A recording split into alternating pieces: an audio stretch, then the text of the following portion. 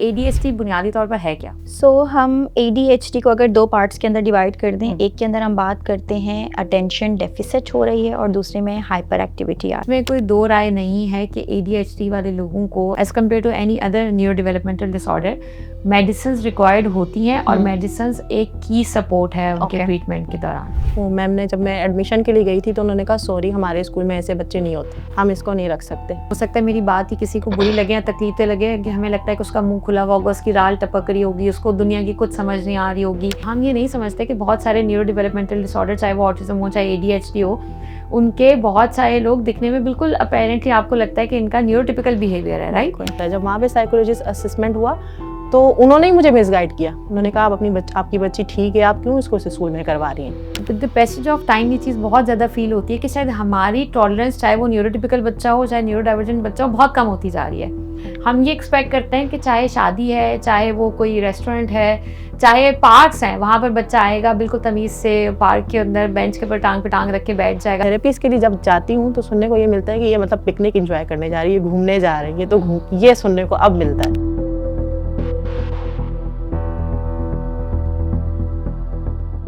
अक्टूबर मेरा ज़ाती तौर पे बड़ा फेवरेट महीना है। उसकी वजह ये है कि ये बहुत सारे ऐसे कॉजेज़ जिनके ऊपर हम अमूमन बात भी नहीं करते या बात करते हुए झिझकते हैं, ये उनकी अवेयरनेस का महीना है। जैसे आज हम बात करेंगे ADHD के हवाले से, attention deficit hyper activity disorder.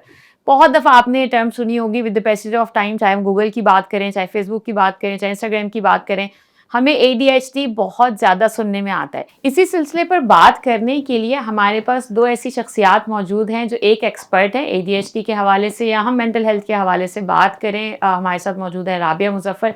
ये क्लिनिकल साइकोलॉजिस्ट है और आज हमें ये बताएंगी कि बेसिकली ADHD है क्या, किस तरह से आइडेंटिफाई हो सकता है, कैसे डायग्नोसिस हो सकता है, और क्या वो मिथ्स एंड मिसकंसेप्शंस हैं जो सोशल मीडिया की वजह से या ऐसी इन्फॉर्मेशन की वजह से जो ऑथेंटिक नहीं है, हमारे दरमियान बहुत ज़्यादा प्रिवेल कर रही हैं। और इनके साथ ही हमारे साथ मौजूद हैं स्टूडियो में फ़राह मलिक, जिनकी बेटी का नाम सुमेरा है, तो 13 साल की वो बच्ची है और उसको ADHD डायग्नोस हुआ है। इंतहाई अफसोस हुआ मुझे ये जानकर जब फ़राह ने ये बताया कि 1 साल पहले इनको पता चला कि इनकी बच्ची को ADHD के साथ-साथ और भी कोमॉर्बिड कंडीशंस हैं, जिसमें लर्निंग डिसेबिलिटीज़ भी हैं। तो आज हम इस बारे में भी बात करना चाहेंगे कि अर्ली डायग्नोसिस, टाइमली डायग्नोसिस और राइट डायग्नोसिस कितना ज़्यादा ज़रूरी है बच्चे की सपोर्ट के लिए। सबसे पहला सवाल मेरा राबिया आपसे होगा, वो ये है कि ADHD बुनियादी तौर पर है क्या? हम ADHD को अगर 2 पार्ट्स के अंदर डिवाइड कर दें, एक के अंदर हम बात करते हैं अटेंशन डेफिसिट हो रही है और दूसरे में हाइपर एक्टिविटी आ रही है। जब हम अटेंशन डेफिसिट की बात करते हैं तो इसका मतलब लैक ऑफ अटेंशन, सस्टेन नहीं कर पाना किसी चीज़ को, अनफॉरगेटफुलनेस बहुत ज़्यादा हो रही होती है, चीज़ों को भूल बहुत जल्दी देते हैं उन चीज़ों के अंदर, आपका फोकस डेवलप नहीं हो सकता, आप चीज़ों को रेगुलेट नहीं कर पा रहे होते। जब हाइपर एक्टिविटी की बात करते हैं तो रेगुलेशंस एक तो वहाँ से स्टार्ट होती है, इमोशंस आपके अप्स एंड डाउन बहुत ज़्यादा होता है, आप बहुत ज़्यादा इमोशनल वनरेबल हो जाते हैं इन चीज़ों को लेकर, आपके अंदर सेंस ऑफ फिजिटिंग बहुत आ जाता है, हाथ पैरों का बहुत ज़्यादा हिलाना या इस गो में रहना कि बस अभी कुछ करना है मुझे, अभी फौरन से मुझे किसी ना किसी एक्शन की तरफ लेकर आना है। और अगर हम कंबाइनली इसको देखें तो एक ऐसा न्यूरो डेवलपमेंटल डिसऑर्डर है जिसके अंदर हम ये देखते हैं कि ना सिर्फ ये बच्चों को होता है बल्कि ये बड़ों के अंदर भी होता है। ठीक हो गया। अगर हम बच्चों की खास तौर पे बात करें तो बच्चों के अंदर आपको नॉर्मल शरारत से ये चीज़ अगर स्टार्ट होती हुई महसूस होती है तो ये आगे बढ़ती इतना आगे तक चली जाती है कि जिसमें अक्सर पेरेंट्स कहते हैं कि मेरा बच्चा हाथ से निकल गया है। वो हाथ से निकल जाने के कुछ साइन सिम्टम्स होते हैं। क्या उसको समझ नहीं आया उस बात का, क्या वो रिस्क मैनेजमेंट अपनी एज के हिसाब से समझ पाया, मुझे ये काम करना चाहिए या नहीं करना चाहिए, इंस्ट्रक्शंस को फॉलो कर पाता है या नहीं कर पाता, अगर उसको किसी काम की तरफ ध्यान लगाना है तो क्या सस्टेन इन्वायरमेंट मिलता है उसको, क्या सस्टेन इन्फॉर्मेशन वो कर पाता है या नहीं कर पाता। तो इन सब के कॉम्बिनेशन को हम जो है वो ADHD कह रहे होते हैं। अच्छा, हमारे यहाँ बड़ा कॉमन एक इम्प्रेशन है ना कि अगर बच्चा बैठ के होमवर्क नहीं कर रहा तो कहेंगे ये मुझे ADHD लगता है, हाइपर लगता है। मुझे ये चीज़ भी बड़ी अफसोसनाक लगती है कि हमने ना इन लेबल्स को मिसयूज़ करना शुरू कर दिया। हर दूसरा बच्चा जो है उसको हम कहते हैं ये ADHD लग रहा है और हम उसको इतना लाइटर वे में यूज़ करते हैं कि मुझे लगता है उसकी जो सेंसिटिविटी है, हसासियत है, वो इफेक्ट हो जाती है। बिल्कुल, क्योंकि ADHD एक प्रॉपर न्यूरो डेवलपमेंटल डिसऑर्डर है जिससे आपकी ज़िंदगी बहुत तकलीफ दह हद तक मफलूज हो जाती है, स्पेशली अगर आप मॉडरेट टू सीवियर साइड पर हैं। हम डेफिनेटली बहुत सारे डायग्नोसिस में माइल्ड साइड पर बात करते हैं, लेकिन आज फ़राह आपसे जब मैं बात करूंगी तो बेसिकली सुमेरा जो है वो मॉडरेट टू सीवियर पर लाई करती हैं, राइट? जी। तो उनके ऐसे क्या सिम्टम्स थे, या पहली दफ़ा कब आपको लगा कि यार ये थोड़ा सा डिफरेंट है, इसकी असेसमेंट करवाऊँ? किसने आपको बताया? मुझे शुरू से लगता था कि मेरी बच्ची के साथ कोई मसला है, लेकिन बड़े यही कहते थे कि नहीं, आपकी बच्ची जो है नॉर्मल है, वक्त के साथ साथ ठीक हो जाएंगी। बच्चे शरारती होते हैं, शरारतें करते हैं, जब अपनी ज़्यादा बड़ी होगी तो ठीक हो जाएगी। लेकिन हमारे एक डॉक्टर थे, जब हम उन रेगुलर जैसे को बुखार वगैरह कुछ हुआ, जनरल फिजिशियन, तो वो कहते थे आपकी बच्ची के साथ मसला है। तो फिर मैंने उनसे कहा कि डॉक्टर साहब आप हमें डॉक्टर बताएं। फिर उन्होंने मुझे राबिया मून का बताया। मैं राबिया मून लेकर आई, और राबिया मून में डॉक्टर ज़ैनब ने जो है ना मेरी बेटी को ADHD डायग्नोज किया, ठीक है। और मेडिसिन दी। तो इन 2 मेडिसिन से इतना फ़र्क आया कि मुझे ऐसा लगा कि जादू हो गया, कि मेरी बच्ची मतलब इतनी चेंज हो गई, उसका हाइपर एक्टिव कम हो गई, गुस्सा कंट्रोल हो गया। नहीं तो उससे पहले चीज़ों को तोड़ना फोड़ना, चीज़ों को फेंकना, बात नहीं सुनना, टाइम पे सोना नहीं, सोने में तंग करना, खाने पीने में तंग करना। लेकिन उस मेडिसिन से मुझे ऐसा लगा कि जादू हो गया। लेकिन फिर भी जो है ना उसकी मतलब शरारतें वगैरह, रूटीन चेकअप के हिसाब से मैं सेकंड टाइम जब उनके पास लेकर गई, तो उन्होंने मुझे थेरेपिस्ट के पास रेफ़र किया कि आप इस मेडिसिन के साथ जो है ना इसकी थेरेपी भी करवाएं। जब थेरेपी के लिए मैं दाव लेकर गई, तो दाव में फिर उनकी मतलब जब थेरेपी का टाइम आया, तो थेरेपिस्ट ने सबसे पहले उनकी मेडिसिन बंद कर दी। जब वो मेडिसिन बंद हुई, तो सुमैरा तो फिर से वही अपनी पुरानी रूटीन पे आ गई, वही हाइपर होना, चीज़ों को फेंकना, बच्चों को मारना, शरारतें करना। तो फिर पूरी फैमिली ने कहा नहीं, आप इसकी मेडिसिन जो है ना वो स्टार्ट करें, और ये थेरेपी वगैरह छोड़ेंगे। और हमें तो ये था भी ना, मालूम भी नहीं था कि थेरेपी होती क्या है, थेरेपी से बच्चे को किस तरह से सही किया जा सकता है, थेरेपी ज़रूरी है इसके लिए। तो मेरी बच्ची नॉर्मल स्कूल में भी जा रही थी, और नॉर्मल स्कूल में भी कभी कोई कंप्लेन ही नहीं आई ना कि ये बच्ची तंग करती है, बच्चों को मारती है। कभी टीचर्स ने, स्टाफ ने कोई कंप्लेन की ही नहीं कि अब मेरी बच्ची किसी को स्कूल में उसको पढ़ाने में कोई उनको मसला आ रहा है। लेकिन मुझे ऐसा लगता था कि मेरी बच्ची स्कूल में सही नहीं जा रही है, क्योंकि 6 to 5 ईयर में मैंने उसका एडमिशन करवाया था, और 7 ईयर्स तक वो PG में ही रही, प्ले ग्रुप में। पूरे 2 साल वो स्कूल गई और कोई कंप्लेन नहीं आई? कोई कंप्लेन नहीं आई। लेकिन मुझे ऐसा लगता था कि नहीं, फिर भी मेरी बच्ची में ना कोई मसला है। तो मैंने इनका डॉक्टर चेंज किया। मैं इनको जिना लेकर गई डॉक्टर फवाद के पास जी। तो डॉक्टर फवाद सलमान ने जो है ना इनकी मेडिकेशन चेंज की, और उन्होंने ये कहा कि ये बच्ची मेडिकेशन पे नहीं रहेगी, आपकी जो बच्ची है आप इसको स्कूलिंग करवाएं, इसको तवज्जो की ज़्यादा से ज़्यादा ज़रूरत है, आप इसको बिजी रखें, आप इसका स्कूल चेंज करके देखें, आप उस स्कूल से इसको निकाल दें। तो जब मैंने स्कूल चेंज किया, तो उन्होंने 1 वीक में ही रिपोर्ट बना के दे दी कि नहीं, हम इस बच्ची को नहीं रख सकते। तो ये बहुत अहम है राबिया। मैं इसमें ये पूछना चाहूँगी कि जो डायग्नोसिस है, I do understand and I respect this fact कि न्यूरोलॉजिस्ट कर सकता है, लेकिन ADHD का एक प्रॉपर डायग्नोस्टिक असेसमेंट होता है। बिल्कुल। फिर आपको एक रिपोर्ट मिलती है। बिल्कुल। सो वो कौन से टेस्ट होते हैं, किस तरह होते हैं, कौन कर सकता है, इस बारे में भी जानना बहुत ज़रूरी है। अच्छा, ये जिस तरीके से मैम आप अपनी स्टोरी पूरी ओवरऑल बता रही थी कि उन्होंने, साइकोलॉजिस्ट ने कहा कि आप मेडिसिन बंद करते हैं। बहुत बार ये होता है कि हमें ये बताया जाता है कि साइकोलॉजिस्ट मेडिसिन प्रिस्क्राइब नहीं करते, उनके पास इतनी नो हाउ नहीं होती। हम फार्मास्यूटिकल चीज़ों के बारे में पढ़ते हैं, लेकिन ये एक मेडिकल प्रोफेशन के थ्रू आता है, अथॉरिटी नहीं होती। तो जो उन्होंने पढ़ा होता है वो उसी को प्रैक्टिस कर जाते हैं। लेकिन बहुत बार ये साइकोलॉजिस्ट की भी मिस्टेक होती है कि आपकी बहुत सारी बीमारियां एक टीम वर्क में चलती हैं। अगर आपने उसको बेहतर करना है तो उसमें पेरेंट्स भी इन्वॉल्व होंगे, डॉक्टर्स भी इन्वॉल्व होंगे, सोशल वर्कर्स भी एट टाइम्स साइको एजुकेशन के लिए इन्वॉल्व हो जाते हैं, न्यूरोलॉजिस्ट इन्वॉल्व होते हैं, OT के लोग इन्वॉल्व होते हैं।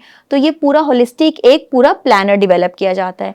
मैम, आपने जो सवाल किया उसमें सबसे पहले तो इम्पॉर्टेंट फैक्टर ये होता है कि हम क्लिनिकल इंटरव्यूज पहले लेते हैं। हम इस बात का तयन करते हैं कि आया ये मसला एक सेटिंग में आ रहा है या एक से ज़्यादा सेटिंग में आ रहा है।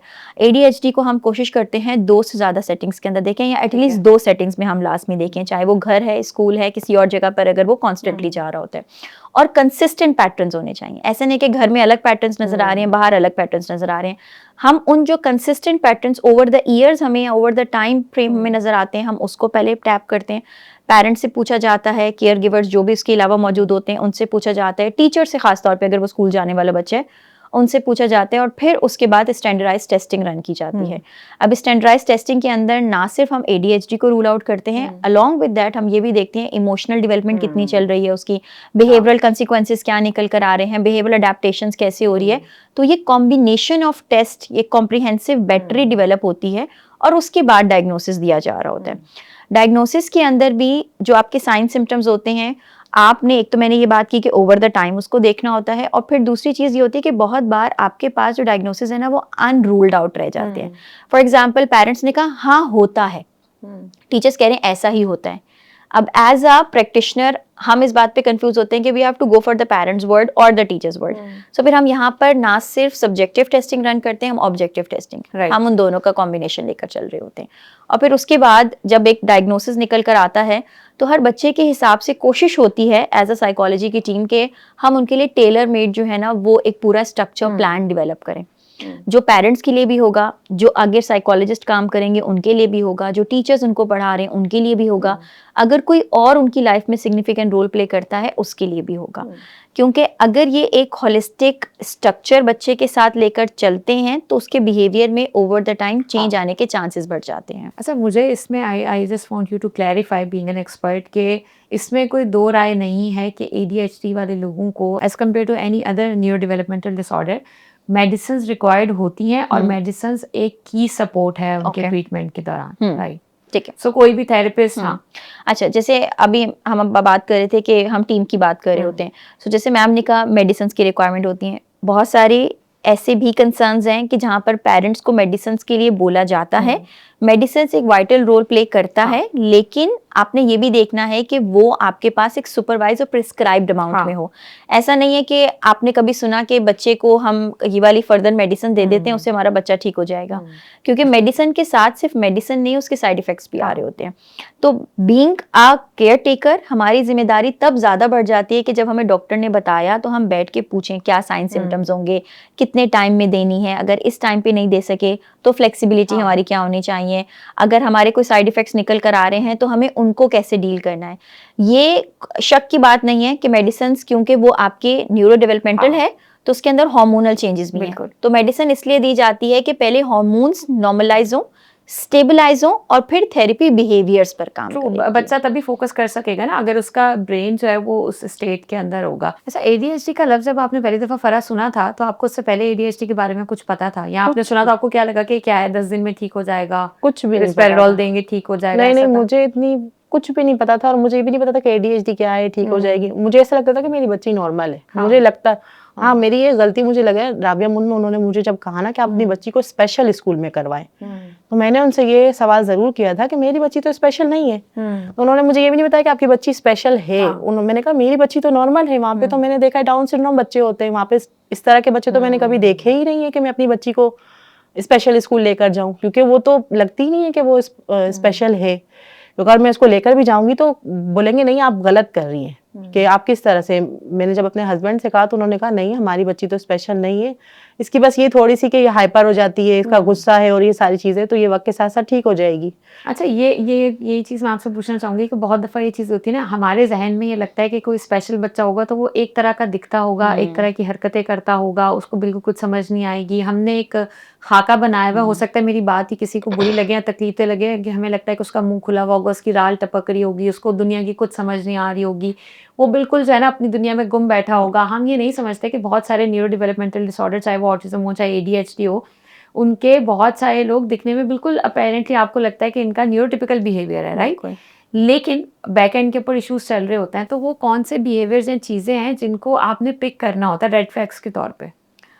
अच्छा, अगर हम लोग ADHD में रेड फ्लैग्स को देखें तो सबसे पहले कोई भी काम करने में फोकस नहीं होगा, ठीक है, पहली तो चीज़ आ गई। दूसरा, सिटिंग टॉलरेंस नहीं होगी। सेकेंडली, अगर कोई और काम कर रहा है तो they are unable to understand this idea कि ये काम ऐसे ही होना है। उनकी नज़र में वो शरारत नहीं, उनकी नज़र में वो सोशल कम्युनिकेशन है, जिसको हम ये समझ जाते हैं कि वो बदतमीजी कर रहा है, वो शरारत करता है। बहुत बार सॉलिटो से स्कूलों के अंदर बच्चों को टाइम आउट कर दिया जाता है, क्लास से बाहर भेज दिया जाता है, उनको पीछे की तरफ बिठा दिया जाता है कि तुम पीछे बैठ जाओ भी, क्लास डिस्टर्ब ना हो, हमें बाद में आपको वो बता देंगे। और बहुत सारे ऐसे भी स्कूल है जहाँ पर उनको एक्चुअली अंडरस्टैंड करके उसी तरीके का टास्क भी दिया जाता है।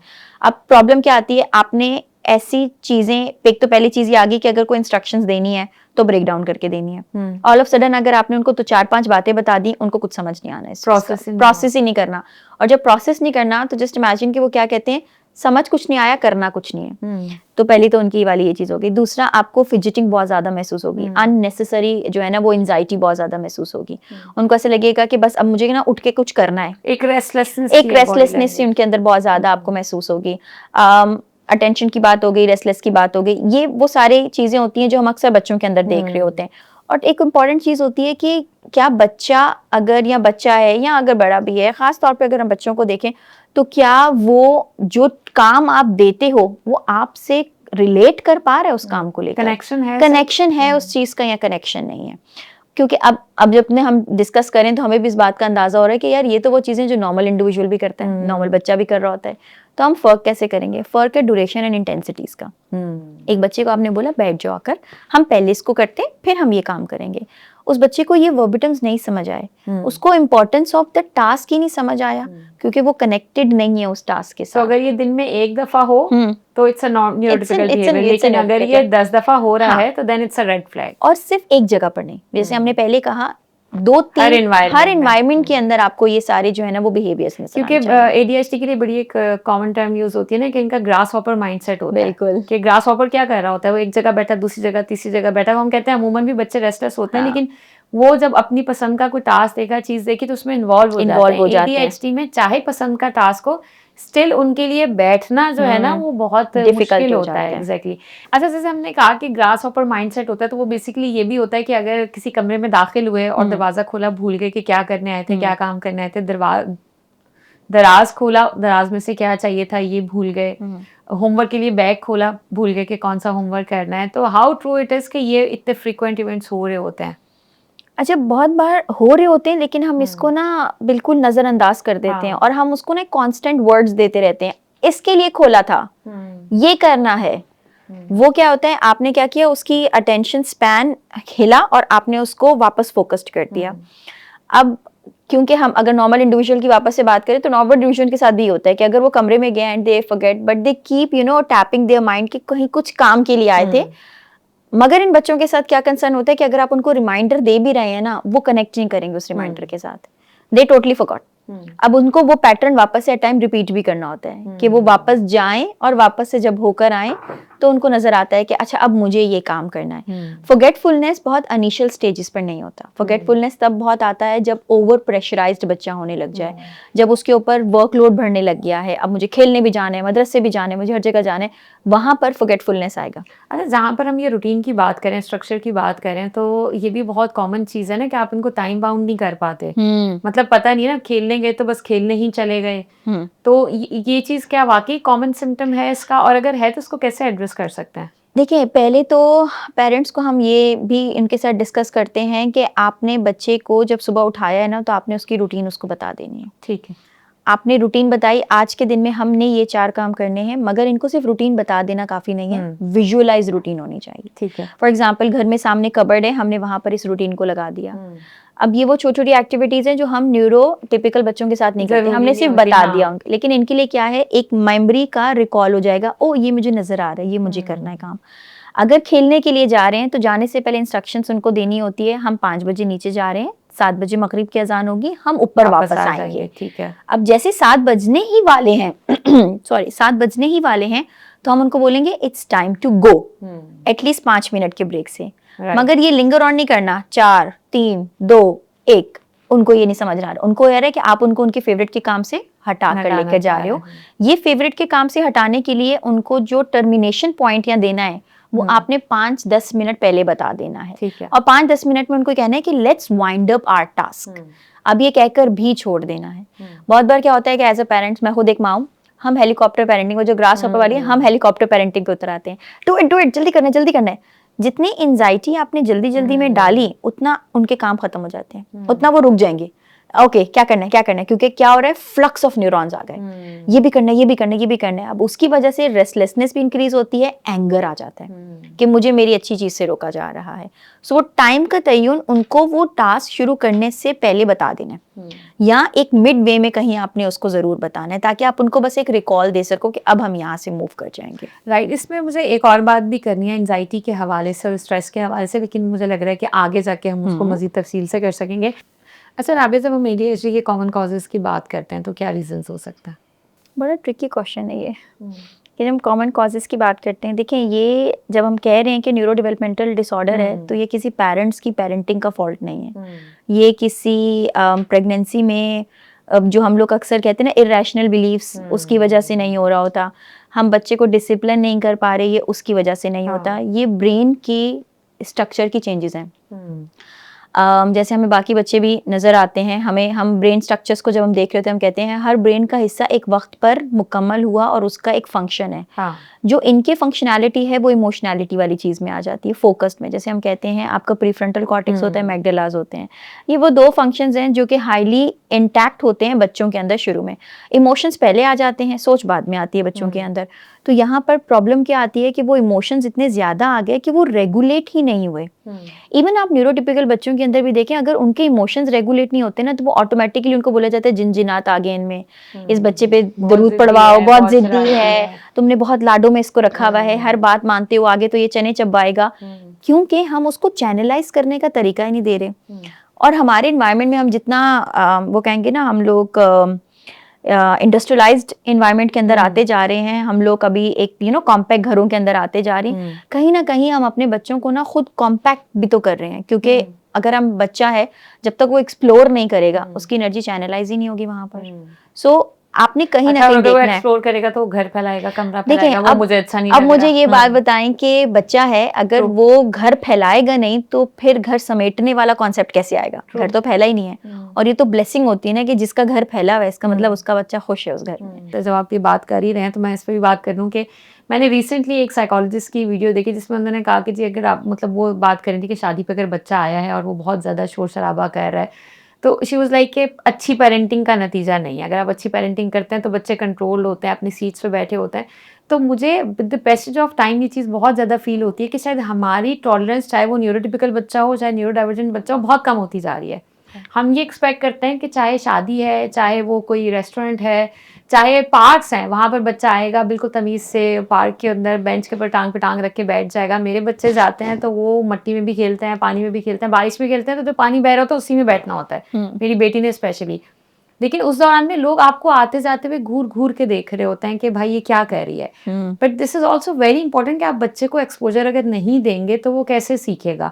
फरा, आपको कितना है चैलेंज फेस करना पड़ा जब आपने चाहा कि सुमेरा का एक्सपोजर हो, चाहे वो एजुकेशन हो जो उसका बेसिक राइट है, चाहे वो पार्क में जाना हो, चाहे वो शादियों में या लोगों के घरों में जाना हो। कितनी दफ़ा ऐसा लगा कि आपको लगा यार यहाँ मैं नहीं जा सकती सुमेरा के साथ? ऐसा कई दफ़ा हुआ है कि मैं सुमेरा को ले जाना जो है ना वो नहीं लेके जाना चाहती, नहीं लेके जाती हूँ, सुला देती हूँ, कोशिश करती हूँ सुला देती हूँ, फिर उसके बाद जाती हूँ कि किसी का फंक्शन हमारी वजह से जो है ना डिस्टर्ब ना हो। लेकिन बाज़ लोग ऐसे भी होते हैं, फैमिली मेम्बर्स होते हैं, रिश्तेदार, वो स्पेशल इन्विटेशन ही सुमेरा को देकर जाते हैं कि सुमेरा आपने तो लाजमी आना, ये इन्विटेशन कार्ड है ही आपके लिए। तो फिर वहाँ हम ज़रूरी समझते हैं कि हम सुमेरा को लेकर जाएं। और जब ना लेकर जाएं तो वो बार बार महफिल में यही पूछ रहे होते, आपने अच्छा नहीं किया, आप सुमेरा को लेकर नहीं आए, आप क्यों नहीं लेकर आए, हम देख लेते, हम संभाल लेते, कोई बात नहीं। लेकिन कुछ लोग ऐसे होते हैं कि जब ले जाऊँ ना तो मेरे फेस पे ही बोल रहे होते कि क्यों लेकर आई, जब तुम जाती ही क्यों हो ऐसे फंक्शंस में, तुम्हें पता है तुम्हारी बच्ची ऐसी है, तो तुम जाया ही ना करा करो, तुम आती ही क्यों। मतलब वो नहीं कह रहे होते जिनके घर में गई हूँ, जिन्होंने मुझे इनवाइट किया है, उनकी इतने अच्छे लोग भी होते हैं कि वो खुद अपने हाथों से सुमेरा को खाना खिला रहे होते हैं, सुमेरा के पीछे पीछे पीछे आप मुझे कहते हैं आप टेंशन फ्री हो जाएं, आप बैठ जाएं। लेकिन वो जो दूसरे लोग होते हैं ना, उनकी वजह से जो है ना मैं जाने को अवॉइड कर देती हूँ। फिर मुझे पता है इस महफिल में भी ये होंगे, तो मुझे नहीं लगता कि मुझे अपनी, तो हम अवॉइड कर सकते हैं। लेकिन मुझे ज़ाती तौर पे, चूँकि मेरा बेटा खुद स्पेक्ट्रम पे है, मेरे लिए ना एजुकेशन और स्कूल बड़ा मुझे ऐसा लगता है ज़ाती तौर पे कि बहुत ही अहम था कि बस मेरा बेटा स्कूल जाए। I really wanted that. तो आपको कितनी दफ़ा ऐसा लगा कि जो बेसिक राइट हैं, जो सब बच्चों के राइट्स होते हैं रिगार्डलेस उनका डायग्नोसिस क्या है, वो सुमेरा के जो है ना वो या तो जब्त हो गए या उसको मिले नहीं स्कूल में, स्कूल के हवाले से, तो वो एजुकेशन के हवाले से स्पेशल स्कूल भी सुमेरा को नहीं रखना चाह रहे थे ना। वो मैम ने, जब मैं एडमिशन के लिए गई थी तो उन्होंने कहा सॉरी हमारे स्कूल में ऐसे बच्चे नहीं होते, हम इसको नहीं रख सकते। तो मैंने कहा मैम आप देखें, आप कोशिश करें। जिस तरह से मैंने उनकी हर बात मानी ना कि आप जैसे कहेंगे, आप जब कहेंगे, मतलब नहीं, अगर ये नहीं सेटल हो सकी तो मैं इसको यहाँ से हटा दूंगी। तो ये हुआ कि जब एडमिशन हुआ तो जो साइकेट्रिस्ट थी ना, पहले वहाँ पे टेस्ट होता है साइकेट्रिस्ट, वो साइकोलॉजिकल असेसमेंट होता है। जब वहाँ पे साइकोलॉजिस्ट असेसमेंट हुआ तो उन्होंने ही मुझे मिसगाइड किया। उन्होंने कहा आप आपकी बच्ची ठीक है, आप क्यों इसको स्कूल में करवा रही हैं। यहाँ तो बच्चों की लाल भी टपक रही होती हैं, बच्चे यूं कर रहे होते हैं, यूं कर, तो आपकी बच्ची वो सारी चीजें सीखेगी। लेकिन ऐसा कुछ भी नहीं हुआ, सुमेरा ने ऐसा कुछ भी नहीं सीखा, बल्कि स्कूल से, स्पेशल स्कूल से अच्छी चीजें ही सीखी। अपने कपड़े चेंज करना, अपने हैंड वॉश करना, अंडा बना लेना, आटा गूंद लेना, मतलब काफी सारी चीजें, मतलब शुरू शुरू में बहुत अच्छी ऐसी हो गई थी जैसे जादू हो गया सुमेरा को। माशाल्लाह बहुत चेंजेस आए थे सुमेरा में। फिर आपको डिसकंटिन्यू क्यों करना पड़ा? वो हार्मोनल चेंजेस जब हुए ना दिसंबर में, मैंने जैसे आपको बताया था 2023 में, तो उसके बाद से सुमेरा बहुत ज़्यादा हाइपर हो गई। तो सुमेरा को ये होता था कि वो इनके स्कूल में स्पोर्ट डे होता है, स्विमिंग क्लासेस होती हैं, तो वो बच्चियाँ बाहर जा रही होती हैं, वो बच्चियाँ ट्रेन है, वो स्कूल में पहले से ट्रेन है। लेकिन सुमेरा को पता लग जाए ना कि कोई बाहर जा रहा है, घर में भी इसी तरह से और स्कूल में भी इसी तरह से, कि वो जब बच्चों को बुलाने आते हैं क्लास से कि आ जाओ फातिमा आपकी स्विमिंग की क्लास है, आपने स्विमिंग क्लास के लिए जाना है, तो सुमेरा को बस जिद करना कि मुझे भी स्विमिंग के लिए जाना है, मुझे भी फुटबॉल के लिए जाना है, तो वो नहीं ले जा सकते ना, तो क्योंकि टीचर सुमेरा को टर्मिनेट किया या आपका फैसला था घर बिठाने का? नहीं, उन्होंने कहा कि अब या तो आप स्कूल आए इसके साथ या फिर आप इसको घर बिठा दें। तो मैं स्कूल भी गई, 1 महीना में गई, लेकिन सुमेरा उसी तरह से ना, बिहेवियर में कोई चेंज नहीं आ रहा था, लेट जाना, बस मुझे घर जाना है, मुझे घर जाना है। तो मुझे घर मैनेज, क्योंकि मैं एक हाउस वाइफ हूँ, घर भी देखना और स्कूल भी देखना मेरे लिए बहुत मुश्किल हो जा रहा था। तो उस वजह से मैंने खुद फैसला किया कि मैं इसको घर बिठाती हूँ और उसकी थेरेपीज पे ही जाती हूँ। तो मैंने इसकी थेरेपी स्टार्ट करवा दी। अभी ये सिर्फ सीआर्स थेरेपीज के लिए सिर्फ थेरेपी के लिए जा रही है। और अब स्कूल में ट्यूशन, अब घर में एक बहुत अच्छी ट्यूटर मिली है जो आ रही है, सिपारा भी पढ़ा रही है और ट्यूशन भी। लेकिन उसमें भी सुमेरा का यही है कि बस आधे घंटे के अंदर अंदर बाजी छुट्टी दे दे, बाजी छुट्टी दे दे। अच्छा राबिया, आपका चूंकि खुद एकेडमी से ही ताल्लुक है, तो मैं पूछना चाहूँगी कि जो स्कूल्स हैं, स्पेशली अगर हम स्पेशल स्कूल्स की बात करें, तो इंक्लूसिव भी नहीं है, कन्वेंशनल भी नहीं है, स्पेशल स्कूल है, अगर वो भी ऐसे कैटर नहीं कर पा रहा और वो पेरेंट्स से कहता है कि जी यहाँ तो आप साथ हैं, नहीं तो फिर बच्चा घर ले जाएं, अल्टीमेटली वो आपको टर्मिनेट अगर नहीं भी करते तो वो इतना पुश कर देते हैं, इतना प्रेशराइज कर देते हैं कि आप खुद ये डिसीजन करें कि आप अपने बच्चा घर बिठा लें। So is it common practice और इज़ इट राइट प्रैक्टिस, या हमारे जो लॉज हैं या जो यूनिवर्सिटीज़ हैं, कॉलेजेस हैं, उसमें स्पेशल बच्चों का कोटा है? अच्छा देखिए, कॉमन प्रैक्टिस तो हमें कहीं नज़र आती है, मगर ये राइट प्रैक्टिस नहीं है, क्योंकि अभी हम जब ये बात करें कि वो स्कूल्स बने ही उनकी नीड्स को कैटर करने के लिए, और अगर उनकी नीड्स को ही कैटर नहीं किया जा रहा तो फिर उनके वजूद में आने का भी कोई फ़ायदा नहीं है यहाँ पर। जहाँ तक बात है कॉलेजेस की या यूनिवर्सिटीज़ के लेवल पे बात की जाए, तो ये HEC की रिक्वायरमेंट होती है कि उन्होंने एक पर्टिकुलर कोटा रखा होता है इन सारे बच्चों की नीड्स के लिए, कि जो उस लेवल तक, क्योंकि देखें यूनिवर्सिटी के अंदर आपके पास अगर इंटेलेक्चुअली लो कैंडिडेट आ रहा है तो उसको एक हायर एजुकेशन की तरफ लेके जाना भी एक डिफ़िकल्टी हो जाएगी, जिसके अंदर फिर हम रेमेडियल टीचर्स को इंक्लूड कर रहे होते हैं, एडिशनल ट्यूशन्स होते हैं, पहले ही उसमें अमाउंट का इन्फ्लक्स इतना ज़्यादा होता है कि इन सारी चीज़ों के ऊपर भी आपका पैसा इन्वेस्ट हो रहा होता है। सो जितना केटर हो पाता है यूनिवर्सिटीज़ के लेवल पर तो हम ये कह सकते हैं कि हाँ हो रहा होता है। स्कूल कॉलेजेस के अंदर मिसाल जो मुझे कंसर्न ऐसा महसूस होता है कि वहाँ पर ना अब क्योंकि माशाल्लाह से अवेयरनेस आने लगी है, अब पेरेंट्स अपने बच्चों को घर से बाहर लेकर जाते हैं, तो स्कूलों के अंदर भी उनको उस तरीके की फंडिंग वैसे नहीं मिलती, उनको वो रिसोर्स टीचर वैसा नहीं मिलता, और अगर वो रिसोर्स टीचर मिल गया तो उनको सैलरी पैकेजेस वैसे नहीं दिए जाते। अब अगर मैं खुद एक टीचर हूँ और अगर मुझसे 2 जन का काम करवाया जाए और मुझे एक सैलरी दी जाए, तो एक वक्त के बाद मेरी मोटिवेशन भी कम हो जाएगी। मैं बोलूँगी मैं क्यों कर रही हूँ, मतलब ठीक है खिदमत खल्क का काम हो गया, बट हो तो गया ना, अब अपने लिए भी मुझे कुछ मोटिवेशन कम करनी है। तो उन स्कूल्स के अंदर एक ये बहुत बड़ा फैक्टर है। दूसरा, नो डाउट हमारे यहाँ पे बहुत अच्छे रेमेडियल टीचर्स हैं, बहुत अच्छे BTs होते हैं, बिहेवियर थेरेपिस्ट होते हैं, मगर कितना रिसोर्सफुल है, कितना रिसोर्सेज उनको दिया जा रहा है, क्योंकि हर रिसोर्स तो उन्होंने खुद से डेवलप नहीं करना, तो इदारे की भी जिम्मेदारी आती है। और दूसरा, स्पेस होना चाहिए, आपके स्पेस होना चाहिए, और एक बच्चे के साथ एक कांस्टेंट कनेक्शन स्कूल का होना चाहिए। अगर किसी बच्चे को, जैसे मैम कह रही हैं कि वो उनको स्कूल वालों ने कहा कि आप यहाँ पर खुद आओ, अब यहाँ पे खुद आने की जगह बहुत बार स्कूल जो अच्छे जो हाई प्रोफाइल स्कूल होते हैं वो कहते हैं आप रेमेडियल टीचर लेकर आ जाओ, अब रिसोर्स टीचर लेकर आ जाओ आप, ताकि वो बच्चे को वहीं पर कनेक्ट कर ले। अब बहुत सारे ऐसे भी इदारे हैं जहाँ पर बच्चे उन्होंने रख तो लिए हैं, लेकिन अब उनके पास स्टाफ शॉर्ट हो गया है, तो फिर वो कोशिश उनकी यही होती है कि हम जो एक्सीलेंस की तरफ जा रहा है हम उसको आगे प्रोसीड कर दें, और जहाँ पर स्टिकनेस बच्चों के अंदर आ गई, रिजिडिटी थोड़ी सी आ गई कि इससे अब आगे नहीं करना, तो फिर वो रिवर्ट बैक पेरेंट्स की तरफ जब हमने लास्ट टाइम जब ऑटिज्म पर भी बात की, पूरी डॉक्यूमेंट्रीज बनाई, उसके नीचे में बहुत से लोगों ने कमेंट भी किया, क्योंकि ज़्यादातर बच्चे वो थे जो माइल्ड साइड पर थे, तो एक तासुर ये भी आता है कि लोग कहते हैं कि भी हम जब भी किसी ऐसे प्लेटफॉर्म पर बात कर रहे होते हैं, हम आप गूगल से पूछ लेंगे जी कौन से लोग ADHD पर हैं। रिसेंटली आलिया भट्ट ने ये किया। हमारे यहाँ पूरे पाकिस्तान में से बहुत ढूंढने के बाद मुझे एक ही नाम मिला, मथीरा का, जिन्होंने ये ओपनली एक्सेप्ट किया कि उनको ADHD है, वरना हमारे यहाँ लोग एक्सेप्ट ही नहीं करते। और अगर कर रहे होते हैं तो वो ऐसे लोग हैं जो माइल्डर साइड पर हैं, तो ज़िंदगी में आगे बढ़ रहे हैं। तो हमें भी लोग ये कह रहे होते हैं कि जी आप मॉडरेट टू सीवियर के बारे में बात ही नहीं कर रहे होते, उनके पास अपॉर्चुनिटीज़ ही नहीं है। तो मुझे बड़ा दुख होता है ये कहते हुए कि हम इसलिए भी बात नहीं कर रहे कि हमारे पास लिटरली ऑफर करने के लिए भी कुछ नहीं है। इस डॉक्यूमेंट्री में भी हम ये नहीं कह सकते कि जी हमने ये इदारा खोज के निकाला है, ये कराची में मॉडरेट टू सीवियर जो है वो बच्चों को देख रहे हैं। जैसे आपने बताया कि पर्टिकुलरली स्पेशल नीड स्कूल है, वो आपसे कह रहा है कि आपका बच्चा चूंकि कंप्लाइंस शो नहीं कर रहा। आपने अपनी बात में बार बार वर्ड यूज़ किया कनेक्शन का, लेकिन मैं आपको बताऊं, सिंस मैं इस सारी चीज़ से गुजरी हूँ, तो ये बड़ा हार्ट टू हार्ट है कि हमारे यहाँ चाहे वो थेरेपिस्ट हो, चाहे वो स्कूल की मैनेजमेंट हो, दे वांट कि बच्चा कंप्लाई करे। वो आपको फीडबैक पता क्या देते हैं, आज इसके अंदर कंप्लाइंस नहीं था, हमने इसको 3 इंस्ट्रक्शंस दी, इसने 2 फॉलो नहीं की। They don't work on connection.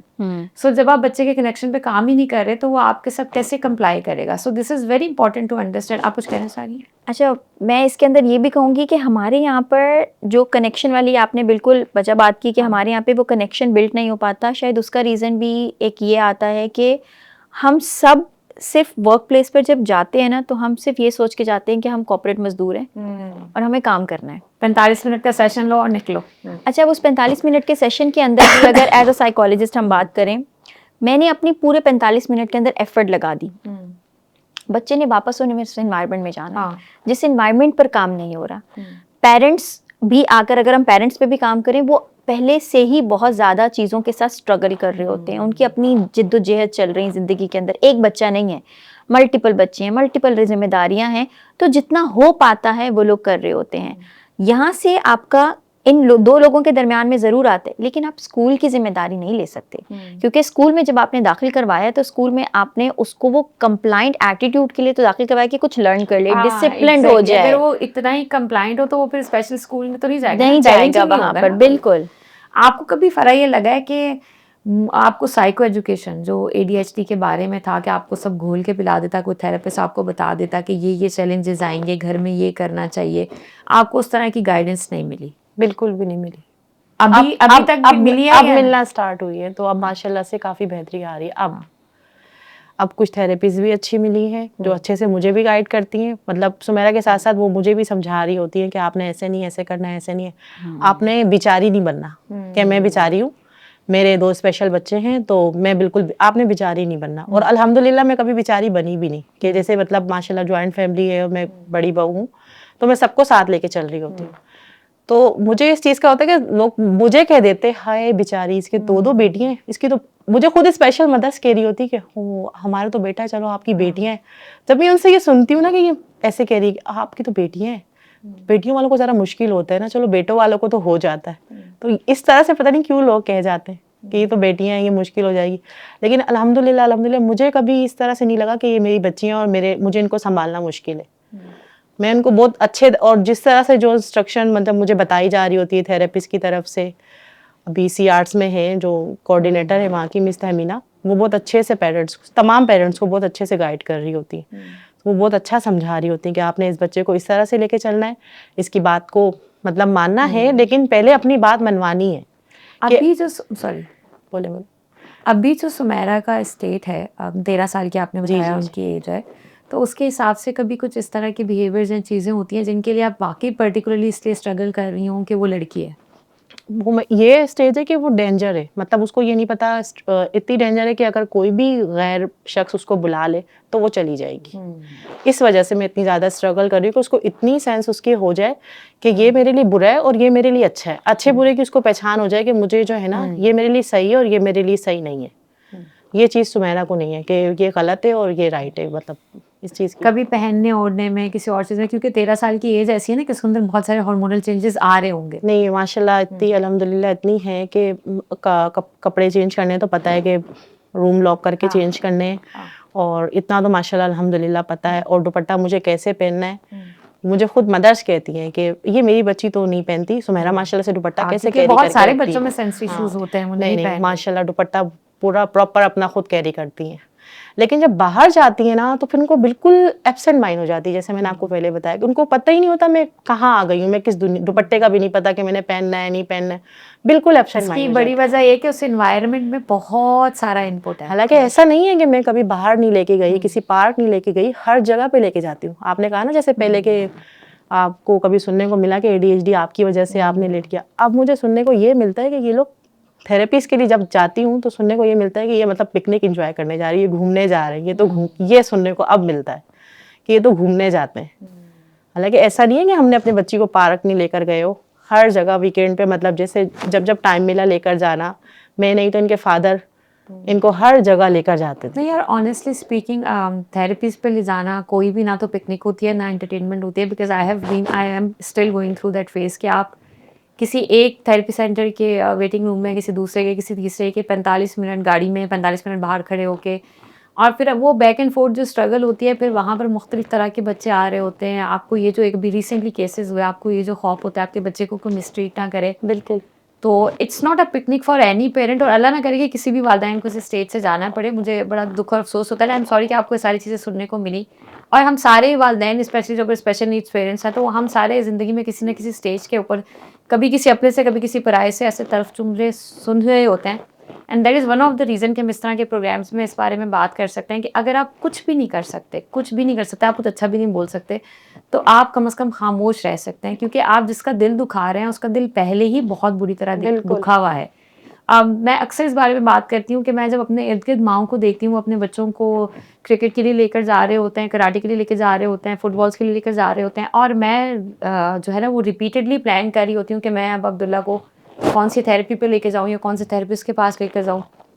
तो it's a very painful journey, और ये वही रिलेट कर सकता है जो इस चीज़ से गुजर रहा होता है। सो अगर आप उसमें कोई ईज़ ला सकते हैं तो वेल एंड गुड, और अगर आप नहीं कर सकते तो लीस्ट आप खामोश रह सकते हैं। अच्छा राबिया, मैं फ़रा की बात से ही आपसे सवाल करना चाहूँगी। जैसे उन्होंने कहा कि बहुत सारे लोग ये कह रहे होते हैं कि जी तुम्हारी बच्ची है, तो बहुत सारे न्यूरो डेवलपमेंटल डिसऑर्डर्स में हम ये समझते हैं कि ये लड़कियों में कम होते हैं, लड़कों में ज़्यादा होते हैं। एक तो इस चीज़ के ऊपर बात करें कि कितना ये ट्रू है, और दूसरा कि क्या डिफरेंस होता है, अगर वो लड़कियों में है तो वो कैसे डिफरेंटली मैनिफेस्ट करते हैं। अच्छा देखिए, जो न्यूरो डेवलपमेंटल डिसऑर्डर है वो इक्वली हम नहीं कहेंगे होता है, लेकिन बॉयज़ में हमें ज़्यादा नज़र आ रहा होता है, खासतौर पर अगर हम ADHD की बात करें, क्योंकि वो एक्सप्रेसिव हमें घरों में ज़्यादा नज़र आते हैं। हम उनको अपॉर्चुनिटी ज़्यादा देते हैं। अब वो शरारतें करते हैं, बच्चियों को हम शुरू दिन से ये बताते हैं कि पराया धन है, इसको संभाल के रखो, इसके अंदर तहजीब तमद्दुन होना चाहिए, इसको घर गृहस्थी की चीज़ों में लेकर आओ। अब वो बच्चा जिसको कोई काम नहीं मिल रहा और उसकी एनर्जी कंज्यूम हो रही है, और वो बच्ची जिसको कॉन्स्टेंटली किसी न किसी एक्टिविटी में एंगेज किया जा रहा है, चाहे वो माँ के साथ खड़ी हुई है, चाहे वो दादी से बात कर रही है, चाहे वो अपनी गुड़िया के कपड़े बना रही है, वो चैनलाइज्ड हो रही हैं चीज़ें। सो वहाँ पर रेशो तो है, डिफरेंस है इन दोनों के अंदर। मेल जेंडर में हमें इसलिए इसका ज़्यादा कॉमन फैक्टर नज़र आता है। सेम एज गर्ल्स के अंदर भी होता है, मगर उस रेशो से नहीं हो रहा होता, और बहुत बार गर्ल्स के अंदर उसको अनडायग्नोज ज़्यादा मिल जाता है। हम उसको फिर ये कहते हैं कि नहीं तो शाय है, ये तो बात नहीं करती, मास्किंग बहुत ज़्यादा उसके अंदर हमारे पास हो जाती है। अच्छा, जैसे आपने बताया कि ख़वातीन में मास्किंग कंपैरेटिवली ज़्यादा होती है। अच्छा, ये सारे न्यूरो डेवलपमेंटल डिसऑर्डर्स में भी है, ऑटिज़म में भी रिसर्चेस साबित करती हैं। मेरा आपसे इसी से जुड़ा हुआ एक सवाल ये भी है कि जब हम मास्किंग की बात कर रहे हैं, मैंने भी अपनी असल ज़िंदगी में, आप लोगों ने भी देखा होगा कि हमारे इर्द गिर्द बहुत सारे ऐसे लोग हैं, और अभी तो बहुत अच्छी बात है कि जब शऊर बढ़ रहा है तो बहुत से ऐसे लोग जो टीनेजर्स में हैं, जो एडल्ट्स हैं, वो खुद अपना डायग्नोसिस जाकर भी करा रहे हैं। अगर उनको अब अपने अंदर खुद रेड फ्लैग्स नज़र आ रहे हैं, वो जाके अपना डायग्नोस करा रहे हैं। तो कितना ज़्यादा ये कॉमन हो रहा है कि एडल्ट्स अपना डायग्नोसिस खुद करवा रहे हों, उसको शेयर कर रहे हों, कितना ज़्यादा आप इसको इनकरेज करें। और दूसरा मेरा इसमें अहम सवाल ये है कि कितनी दफ़ा आपने अपनी प्रैक्टिस में ये देखा है कि एक शख्स मुस्तकिल मास्किंग कर करके वो फ्रस्ट्रेट भी तो हो रहा है ना, और ड्रेन भी हो रहा है, लेकिन वो कंटिन्यू कर रहा है उस मास्किंग को। बहुत सारे हमने केसेस ऐसे भी देखे हैं जिसमें जो है वो बच्चे या लड़के या लड़कियां डॉक्टर भी बन गए, इंजीनियर भी बन गए, शादी भी हो गई, बच्चे भी हैं, जो हमारे हिसाब से हम एक्सपेक्ट करते हैं कि जो न्यूरोटिपिकल लोगों की लाइफ दिखती है, चाहे वो रिलेशनशिप हो, चाहे बच्चे होना हो, चाहे पढ़ाई हो, वो सब वो माइलस्टोन्स अचीव कर पा रहे हैं, लेकिन कॉन्स्टेंटली वो बैकएंड के ऊपर स्ट्रगल कर रहे होते हैं। अच्छा, जो आपने पहला सवाल किया, हाँ अब शऊर बढ़ गया है, लोग आते हैं अपनी डायग्नोसिस करवाते हैं, लेकिन एक चीज़ होती है कि आपका डायग्नोसिस के पीछे रीज़न क्या था। क्या रीज़न सिर्फ ये था ये कहना कि हाँ देखो मुझे मसला है तो इसीलिए सब मेरे बिहेवियर्स आ रहे हैं, तो ये स्केपगोट वाला एटीट्यूड तो नहीं है। राइट, एक तो ये आ गया। दूसरा, क्या लर्निंग एटीट्यूड है कि अगर मेरे साथ ये मसला है तो what is the next step, मुझे क्या करना है इसके लिए, राइट, क्योंकि मुझे लाइफ तो गोज ऑन है, वो तो मुझे चलानी है उसके अंदर। अभी अगर हम लोग टीनेजर्स को और इवन अडल्ट्स को भी देखें तो वो आते हैं, अपनी असेसमेंट्स भी करवाते हैं, अंडरस्टैंड भी करते हैं और वो इस पे काम भी करते हैं। तो शोर ये अवेयरनेस ने एक ये चीज़ तो बहुत अच्छी इसके अंदर करती। तो जो सेकंड आपका क्वेश्चन था उसके अंदर आपने कहा कि अगर वो कॉन्स्टेंटली एक मास्किंग के साथ चलते हैं, अब देखें एक वो शख्स जो कि हम लोग अपनी एग्जाम्पल्स में भी अपने आसपास के लोगों में भी देखते हैं कि बचपन से बड़ा शरारती था, लेकिन जैसे ही टीनेजर्स की लाइफ आई उसके बाद आई वो थोड़ा ट्रैक पर आ गया, वो पढ़ भी गया, उसने अच्छी तालीम भी हासिल कर ली, एक अच्छी पोजीशन भी हासिल कर ली, मगर वो जो टाइम ड्यूरेशन था जहाँ पर उसको डायग्नोज करना था वो मिसडायग्नोज्ड हो गया, वो अनडायग्नोज्ड रह गया वहाँ पर। अब वो क्या होगा, वो आपको नजर आएगा कि वो उसका स्लीप पैटर्न भी डिस्टर्ब हो सकता है, उसके अंदर कांस्टेंट एंजाइटीज भी हो सकती हैं। अब जब कांस्टेंट एंजाइटीज की बात करते हैं तो हम कहते हैं तो सब स्टूडेंट्स में होती हैं। परफॉर्मेंस एंजाइटी बहुत ज़्यादा होती है उनके अंदर, लो सेल्फ स्टीम हो जाता है, उनको कॉन्फिडेंस को शैटर हो जाता है, उनको रीबिल्ड उनको करना पड़ता है, उनको ऐसा महसूस होता है कि हम किसी से लिंक नहीं कर पा रहे, and constantly they heard the word lazy हैं, लेजी हैं, लेजी हैं। अब अपनी मर्जी का काम होगा तो फौरन से कर लेंगे, पढ़ाई की चीज़ें हैं तो नहीं कर पा रहे। तो उस टाइम पर वो जो जिस टाइम पर पेरेंट्स के अंदर भी और एनवायरनमेंट में भी एक अवेयरनेस होनी चाहिए, वो टाइम हमारा ज़्यादा मास्किंग में गुजर जाता है, क्योंकि हमारे इर्द गिर्द हमने इतने कॉमनली इन वर्ड्स को सुना होता है कि नालायक बच्चा है, इसको तो पढ़ना ही नहीं है, इसको गेम दे दो तो ये गेम में खेलता है। अब जस्ट इमेजिन ADHD का वो बच्चा जिसका अटेंशन का प्रॉब्लम है, मगर वो सस्टेन की कोशिश कर रहा है, एक तरफ सस्टेन करे पर दूसरी तरफ सस्टेन नहीं हो रहा, क्योंकि दूसरी तरफ कहीं ना कहीं उसको वो समझ नहीं आ रहा मैं सस्टेन कैसे करूं, ओवरवेल्म उसके लिए बहुत ज्यादा हो जाता है। क्योंकि अच्छा इसकी एक कॉमन मिसाल ये भी है ना कि हम अपने इर्द गिर्द बहुत सारे एडल्ट्स देखते हैं, टीनेजर्स देखते हैं जो प्लान बहुत फ्रिक्वेंट बनाते हैं, लास्ट मोमेंट पे शो अप नहीं करते। बिल्कुल राइट, सो हम उसमें भी ये समझते हैं कि यार ये तो है ही ऐसा। सो हम इन रीजंस को फिगर आउट नहीं करते कि क्या रीजन है। अगर ये किसी का पैटर्न है तो it can be one of the reason. ये यूजुअली देखते हैं कि ADHD के लोगों के लिए डेडलाइंस कंप्लीट करना हाईली इंटेलेक्चुअल होता है, लेकिन डेडलाइंस कंप्लीट करना मुश्किल होता है, और मीटअप प्लान करके शो अप करना भी मुश्किल होता है। सो हर शख्स को तो आप डायग्नोस नहीं कर सकते इस क्राइटेरिया पे, but it can be one of the reason.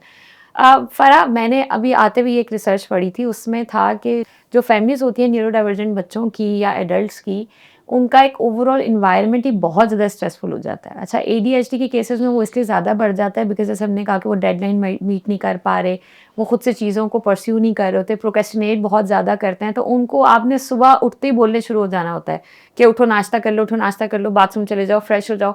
तो वो एक पूरे दिन की स्ट्रगल है। तो आपके सुमेरा के ADHD के डायग्नोसिस ने आपके ओवरऑल फैमिली के डायनेमिक्स को किस तरह से इफेक्ट किया? फैमिली में ये होता था कि बस सुमेरा हमें डिस्टर्ब ना करे।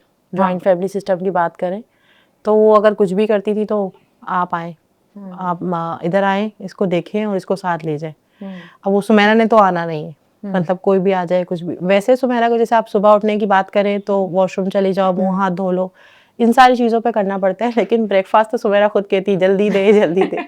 ज़रा वो खाने पीने में माशाल्लाह जो है ना वो सब्र नहीं करती, वो जल्दी बहुत जल्दी कर रही होती है। अभी टाइम भी नहीं होता, वो टाइम से पहले ही कह देती है, खड़ी रहती है किचन में। कभी कभी मुझे गुस्सा आ जाता है कि सुमेरा अंदर चली जाओ, मैं तुम्हें ला के दे दूंगी। अभी मैंने रिसेंटली एक चीज़ पढ़ी जिसमें ये भी बताया जाता है कि बहुत सारे ट्रॉमेटिक इवेंट्स के बाद जो PTSD के सिम्टम्स होते हैं, जिसको हम पोस्ट ट्रॉमेटिक स्ट्रेस डिसऑर्डर कहते हैं, देयर आर चांसेस कि वो भी मिमिक करे ADHD जैसे। तो how much it is true, and कितनी दफ़ा आपने अपनी प्रैक्टिस में देखा है कि या तो ये मिसडायग्नोस हो गया या ये दोनों मिक्सअप हो गए? अच्छा देखिए, कोमॉर्बिड तो आता है। अगर आप ADHD के साथ देखें तो ADHD के साथ सिर्फ PTSD कोमॉर्बिड नहीं है, एंजाइटी कोमॉर्बिड है, डिप्रेशन कोमॉर्बिड है, कंडक्ट एट टाइम कोमॉर्बिड है, ODD कोमॉर्बिड है, और अगर बहुत आगे अनडायग्नोस्ड रह गया सब्सटेंस अब्यूज आ सकता है, एकेडमिकली पुअर परफॉर्मेंस आ सकती है। तो बहुत सारे क्योंकि प्रॉब्लम क्या आ रही है वही बात है, अटेंशन नहीं डेवलप कर पा रहा, अटेंशन हर चीज़ में रिक्वायर्ड है, मुझे सस्टेन भी नहीं कर पा रहा, मैं इतना हाइपर हो रहा हूँ कि मैं रेगुलेट ही नहीं कर पा रहा, मुझे रेगुलेट भी करना है। अब मैं पढ़ने के लिए बैठा हूँ, मैं ना पढ़ पा रहा हूँ, ना अटेंशन आ रही है ना रेगुलेशन आ रही है। तो प्रॉब्लम क्या है, अब ना अटेंशन ना रेगुलेशन, तो वो आपको लीड कर जाएगी मैं कुछ कर पाऊंगा ही नहीं कर पाऊंगा। इसके से सेल्फ स्टीम बहुत ज्यादा लो हो जाता है, वर्थलेस डिवेलप हो जाती है। अब वर्थलेस लोगों की वर्डिंग से भी डिवेलप हो जाती है, इसका तो कोई फ्यूचर नहीं है, इसने तो आगे मैकेनिक ही बनना है, इसने तो आगे ऐसे ही करना है, कुछ करके नहीं देना, कुछ करके ही नहीं इसने देना। तो कोमॉर्बिड तो आते ही हैं। PTSD के साथ अगर खास तौर पे हम देखें तो उनको जो आपको हम कहते हैं ना कि उनको फ्लैश मेमोरीज आ रही होती हैं कि कुछ इट्स हैपेंड, कुछ हुआ है, क्योंकि अटेंशन नहीं डेवलप हो पा रही होती। अच्छा, अब यहाँ पर ये डिफरेंट भी होता है, बहुत बार डिफरेंट भी होता है। बहुत बार क्यों डिफरेंट होता है? क्योंकि पीटीएसडी के अंदर तो ट्रॉमा अकर हुआ है, ठीक है। वाइकेरियस ट्रॉमास भी होते हैं जो हम लोग लर्न कर जाते हैं, कोई इंसिडेंट हुआ और मैंने उससे लर्न कर लिया और उसने मेरे ऊपर एक एक असरात छोड़ गया। लेकिन जब हम एडीएचडी के अंदर देखते हैं तो हम एडीएचडी के अंदर ये कहते हैं कि जो इवेंट आपकी डे टू डे एक्टिविटीज़ है ना, वो फंक्शनिंग आपकी उस तरीके से नहीं होती। खासतौर पे हाँ, ये वाली बात कि आपके जो डेली फंक्शंस है ना, वो इंटैक्ट नहीं रहते, कि मुझे जो भी डेली बेसिस पे काम करने में वो नहीं कर सकूंगी। फिर चाहे वो पीटीएसडी हो, चाहे एंजाइटी हो, सारे मेंटल डिसऑर्डर्स के अंदर जो एक मेन क्राइटेरिया होता है वही देखते हैं, डेली फंक्शनिंग को इंटैक्ट, यानी कि काम कर पा रहा है जो डेली फंक्शंस के काम है। अगर नहीं कर पा रहा तो फिर मेंटल प्रॉब्लम आ रही है उसको, कहीं ना कहीं उसको कोई ब्लॉकेज आ रहा है। सो देयर आर चांसेस के एडीएचडी के और कोमॉर्बिड कंडीशन भी हो सकती हैं, जैसे हमने सुमैरा के केस में भी देखा, लर्निंग डिसेबिलिटी हो सकती है, बिल्कुल। और वो लेटर ऑन जाके इसीलिए पता चलती है क्योंकि टाइमली डायग्नोस नहीं है। और ये भी हो सकता है कि एडीएचडी लाइक सिम्टम्स आप डेवलप कर लें और वो उसी टाइम के बाद चले जाएं। जब हम पीटीएसडी की बात करें तो वो 1 साल 2 साल की थेरेपीज और हेल्प के बाद वो खत्म हो जाता है, but if it is ADHD तो वो रहेगा, राइट? बिल्कुल। अनफॉर्चुनेटली हमारे पास सपोर्ट सिस्टम वाला कोई है नहीं, ना हमारे सपोर्ट ग्रुप्स नहीं होते, बहुत ही कम होते हैं, और होते भी हैं तो मुझे भी ये लगता है कि यार उस 1 घंटे में मैं इसकी और कोई थेरेपी करा लूँ, या मैं जाऊँगी तो इसको कहाँ छोड़ूंगी, कैसे होगा। हमें इतना गिल्ट एंजाइटी हो रही होती है कि हम वो प्रोसेस ही नहीं करते, हेल्प ही नहीं मांगते। जैसे हमने शुरू में भी बात की थी ना कि ये भी एक आर्ट और करेज की चीज़ है कि आप बता सके कि यार मुझे मदद चाहिए। तो ये भी बहुत अहम है। वो मुझे ऐसा लगता है कि ये न्यूरो डाइवर्जेंट जो मदर्स होती हैं जिनके बच्चे न्यूरो डाइवर्जेंट होते हैं, उनके अंदर ये वो इस चीज़ को कैसे ब्रेक कर सकती हैं, इस रेजिस्टेंस को? अच्छा देखें, सबसे पहले ध्यान रखना है बच्चे से पहले अपना, क्योंकि अपना ध्यान रखेंगे तो लॉन्गर रन पे बच्चे का ध्यान रखेंगे। हम दुनिया भूल जाते हैं सिर्फ उस बच्चे को बनाने संवारने के लिए।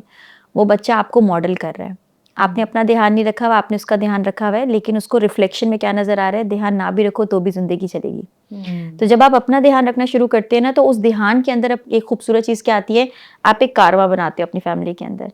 हम बैठ के खाना खा रहे हैं, हम तसल्ली से बैठेंगे। जैसे मैम ने कहा कि वो रो लेती हैं बहुत ज़्यादा, बात वही है कि दिल भर गया तो रो लिया, लेकिन रोने के बाद का क्या स्टेप है, क्या अगली बार रोने का इंतजार करना है, क्या करना क्या चाह रहे हैं। और आपने एक बहुत अच्छी बात की, शायद आपने कभी मुझे भी मेरी पर्सनल लाइफ में एक नसीहत दी थी कि you have to express it. जब आप एक्सप्रेस करते हो ना, क्योंकि देखें आपकी भी ना एक इंटरनल बॉटल है जो छलकती है, जो कहती है अब बस, अब नहीं हो रहा मुझसे। फिर हम ना चाहते हुए भी रब से कनेक्ट होकर ये बोलते हैं कि बस उठा लो, हमें उठा लो, हम इस दुनिया के अंदर नहीं रहना चाह रहे होते। ये फिर टाइम आता है जो कि हम उस मकसद से नहीं कहते कि हमें चले जाना है, हम सिर्फ उस दर्द से कहते हैं कि हमें बस इस दर्द से किसी तरीके से निकालो। सबसे इंपॉर्टेंट चीज़ जो कि मैं सब सुनने वालों को बोलूंगी कि जब आप अपना ध्यान रखना शुरू करते हैं ना, और अपने ध्यान के लिए ज्यादा कुछ नहीं करना, सिर्फ रात के 10 मिनट निकाल लें। मैं ये नहीं कह रही कि आपने क्रीम लगाओ तो अपनी बॉडी को और अपनी चेहरे को खूबसूरत करो, नहीं, सिर्फ उस 10 मिनट के अंदर ये सोचना है कि ये 10 मिनट में जिंदगी में उसके अलावा मेरी अपनी ज़ात भी है। और जब मेरी अपनी ज़ात के अंदर मुझे कुछ पहलवान चढ़ता हुआ नजर आएगा ना, मैं उसके अंदर कुछ उभार रही हूँ, मैं उसके अंदर कुछ इनहेंस कर रही हूँ, तो मुझे उसके लिए होप भी वहां पर नजर आ जाएगी। दूसरी इंपॉर्टेंट चीज़, अक्सर लोग इसलिए भी फोकस ग्रुप्स में नहीं जाते, जो कि हमारे यहाँ है भी, टू बी वेरी ऑनेस्ट, बहुत ज़्यादा होते भी नहीं है, मगर जहाँ पे होते हैं, एक तो अमाउंट ज़्यादा उनको महसूस होता है कि उसके इंडक्शंस का, कि आपका एक अमाउंट एक कंसर्न बन जाता है। दूसरा, जब पेरेंट्स से जाके बात करते हैं ना, तो एक चोर होता है कि यार उसका बच्चा देखो कितना अच्छा कर रहा है, उसका बच्चा देखो कितना अच्छा कर रहा है, मैं क्या बोलूँ मेरा बच्चा। और दूसरी बात है कि अगर फोकस ग्रुप इस हिसाब से, जो कि अब आपने एक सजेशन हमें भी दिया कि मैं भी अपनी इंस्टीट्यूट से ये कोशिश ज़रूर रन कर सकती हूँ कि अगर हम फोकस ग्रुप रन करें तो हम इस बात के ऊपर फोकस ग्रुप रन करें कि हमें आकर ये नहीं बताना कि व्हाट इज़ एग्जैक्टली हैपनिंग, हमें ये बताना है कि हमने ऐसा क्या अच्छा कर दिया जिसकी वजह से ये हो गया है।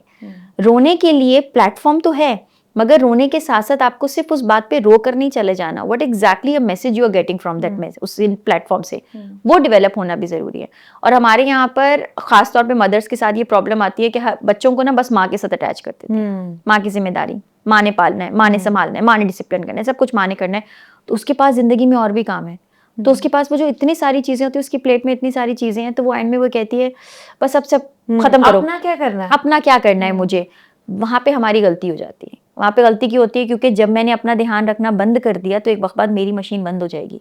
जब मेरी मशीन बंद होगी तो मेरे अंदर और ज्यादा परेशानी आएगी कि अब इसको कौन देखेगा। तो वो उसको सस्टेन करने के लिए हमें खुद को सस्टेन करना जरूरी है। राबिया, मेरा आपसे आखिरी सवाल ये होगा कि बेसिकली हमने ADHD की बात कर ली कि क्या है, रेड फ्लैग्स क्या हैं, साइन एंड सिम्टम्स क्या हैं, कौन सी सपोर्ट हमारे पास अवेलेबल है, कौन सी होनी चाहिए। लेकिन अगर आप मुख्तसरन ये बता सकें कि ट्रीटमेंट प्लान ADHD का क्या होता है, किस तरह से उसको लेकर चलना चाहिए, चाहे आप किसी भी उम्र में डायग्नोस लें, लेकिन क्या क्या चीज़ें ऐसी हैं जो बहुत क्रूशल हैं और वो ADHD के ट्रीटमेंट के लिए या मैनेजमेंट के लिए ज़रूरी है।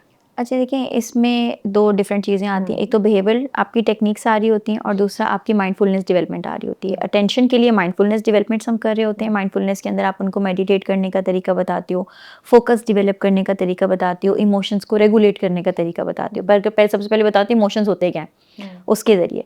दूसरा आता है थॉट्स के अंदर बहुत इम्पल्सिव फ्लक्चुएशंस आ रही होती हैं, नेगेटिविटी बहुत बढ़ जाती है। आपने बहुत इस तरीके के जो है ना नेगेटिव नोशन सुने होते हैं, उसको वाइंड अप या उसको थोड़ा लोअर करने के लिए हमारी कोशिश होती है कि हम जो CBT की टेक्निक्स हैं वो बच्चों के साथ कस्टमाइज डेवलप की जाती हैं। सो बिहेवियरल टेक्निक्स होती हैं जिसके अंदर हम प्ले का भी यूटिलाइजेशंस कर रहे होते हैं। सो इट्स नॉट समथिंग कि कोई एक चीज़ ही उसके ऊपर इफेक्टिव होती है। टेलर मेड आपके पास जो है ना वो टेक्निक्स डेवलप हो रही होती हैं। बिहेवियर थेरेपी के साथ साथ क्या और थेरेपीज की हाँ, रिक्वायरमेंट होती है? और थेरेपीज की भी रिक्वायरमेंट होती है और जिस तरीके से आप रीइंफोर्समेंट रिवॉर्ड्स की बात कर रहे होते हो वो उसके अंदर इंक्लूड किया जाता है। अच्छा, इसमें खास तौर पे हम बोलते हैं IPs बनाए जाते हैं। आपके पास जो है ना इंडिविजुअल एजुकेशनल प्लान्स बनाए जाते हैं। ये IPs क्यों बनाए जाते हैं? इंस्ट्रक्शंस को ब्रेक डाउन करने के लिए। अगर एक एक्टिविटी एक तरीके से चल रही है तो उसमें कंसिस्टेंसी कैसे डेवलप करवानी है। और अच्छी बात ये की जाती है कि पेरेंट्स और जो केयर टेकर होते हैं, इसके अलावा जो टीचर्स होते हैं, उनको ये बार बार ताकीद की जाती है along with the psychologist and rest of the team, आपका कोलैबोरेटिव होना चाहिए। आप जब एक दूसरे से कोलैबोरेशन में रहोगे ना, तो जैसे अगर मैं साइकोलॉजिस्ट हूँ, आप टीचर हैं, तो इस मॉम के साथ हम दोनों का कनेक्शन होना चाहिए। मैं इसको बता रही हूँ कि कप को ऐसे उठाएंगे, आपने क्लास में बताना है चीज़ हम ऐसे रख रहे हैं।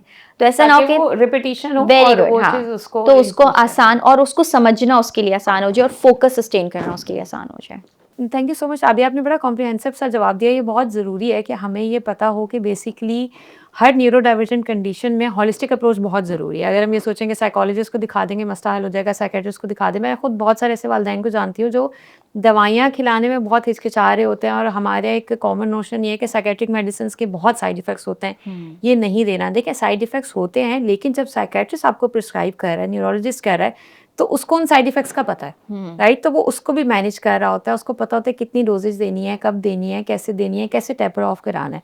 सो ये बहुत ही इंपॉर्टेंट है। इसके साथ साथ लाइफस्टाइल चेंजेस बहुत ज़रूरी हैं। जैसे आपने कहा कि प्रोसेस फूड या शुगरी फूड जो है वो आपको कट ऑफ करना पड़ता है बच्चे के साथ, और उसको आपको खुद भी कट ऑफ करना पड़ता है क्योंकि ना घर में आए, ना आप खाएं, ना बच्चे को मिले। एंड देन ऑफ कोर्स ये एक चैलेंज है और मैं इसमें कभी न्यूरो डाइवर्जेंट पेरेंट्स को लिवरेज भी देती हूँ, लेकिन आपको स्क्रीन भी समवॉट कट ऑफ करनी पड़ती है अनलेस इट्स एब्सोल्युटली नेसेसरी कि आप बच्चे को दें। तो ये बहुत इंपॉर्टेंट है कि हमें ये चीज़ का अंदाज़ा हो कि क्या क्या चेंजेस करके, चाहे वो डेली रूटीन के हों, चाहे प्रैक्टिशनर्स के हों, आप किस तरह से बच्चों को इसके अंदर इंगेज कर सकते हैं। आज की इस वीडियो में हमने कोशिश की कि हम ADHD के हवाले से बड़ी raw moment behind the scenes discuss करें कि क्या स्ट्रगल होती है, किस किस स्ट्रगल से पेरेंट्स गुजरते हैं, क्या तकलीफ के लम्हात होते हैं, क्या खुशी के लम्हात होते हैं जो वालिदैन गुजार रहे होते हैं, और किस तरह से टुवर्ड्स द एंड वो होपफुल होता है कि इंशाल्लाह उनका बच्चा लेस टू नो सपोर्ट के साथ इंडिपेंडेंट ज़िंदगी गुजार सकेगा।